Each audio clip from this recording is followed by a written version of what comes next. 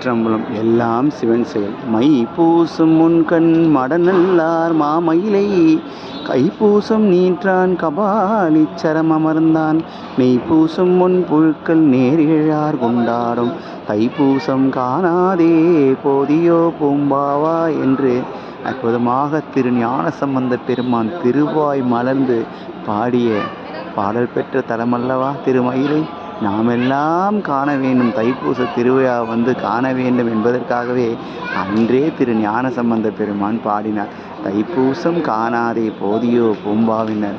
பூம்பாவை நரவும் தீண்டி மாண்டு போனார். அவர் வர வேண்டும், மீண்டும் உயிர் பெற்று வர வேண்டும், அதற்காகவே பாடினார். தைப்பூசம் காணாதே போதியோ பூம்பாவை என்று பாடினார்.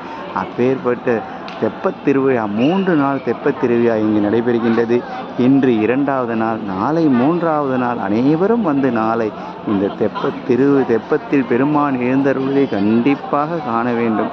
அதற்கே இந்த பதிவு. அதனால் நாளை 14/2/2005 வெள்ளி அன்று நம் எல்லாம் வல்ல முருகப்பெருமான் எழுந்தருளும் அந்த காட்சியை அனைவரும் காணவும், திருவருள் பெறவும், முருகப்பெருமானின் திருவருள் பெறவும். திருச்சிற்றம்பலம். எல்லாம் சிவன் செயல்.